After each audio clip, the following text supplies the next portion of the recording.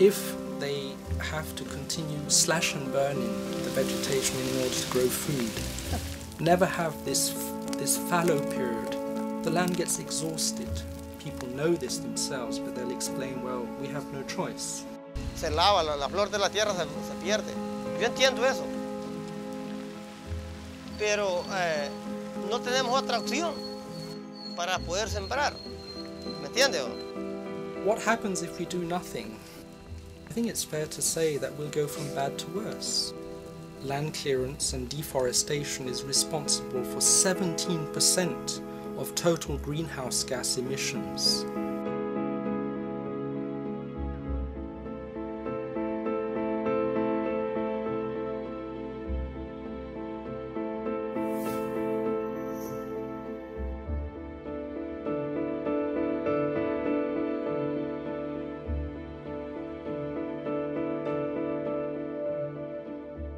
I wrote the thesis in Cambridge that identified the problem and indicated a possible solution.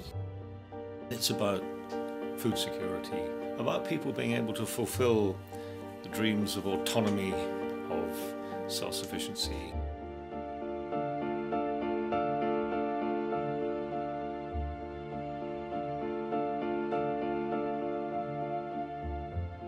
Underlying it is that it's actually a decline in nutrient availability. We found that phosphorus turns out to be the key nutrient that at least has to be available first. Phosphorus is clearly one of the keys of sustainability. It is an ecological requirement for any sustainable system. It's the crucial nutrient and it disappears. All soil scientists will tell you it doesn't happen, and I'm telling you it does happen. It is the driving factor in slash and burn, in shifting agriculture. It's what makes the system shift.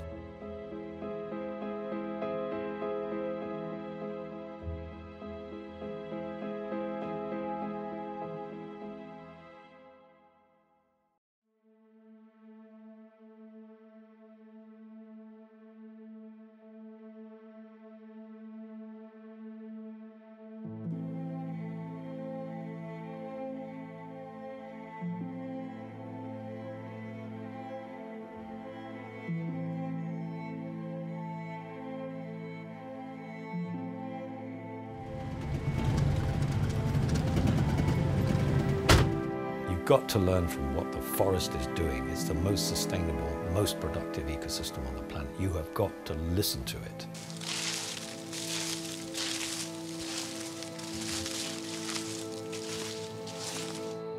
You're seeing a cropping system which takes place between rows of trees. The system is called alley cropping because the rows resemble alleyways.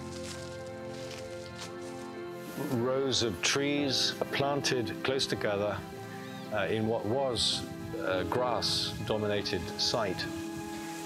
And the trees have grown and have now completely shaded out all of the grass. It's dark, and for that reason, you hardly see any weed growth.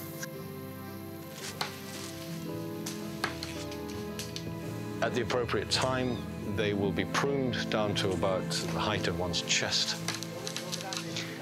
And the mulch, the green material from the leaves, will be placed on the ground. as a physical protection and as slowly decomposing green manure. A lot of the big stems, big branches will be removed for firewood for the kitchen. It's a very big factor in Honduras, much more important than I imagined when we started this.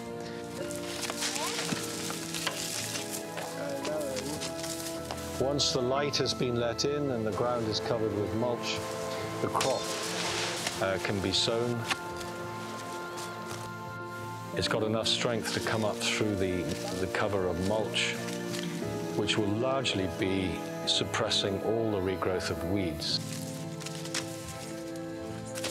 During the course of the growth of the crop, the trees will regrow. There'll be a little bit of light pruning of the regrowth to control the shade.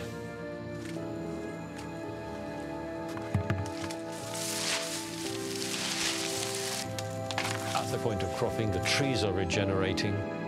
They'll recover the canopy and they'll be available for pruning and cropping the following year.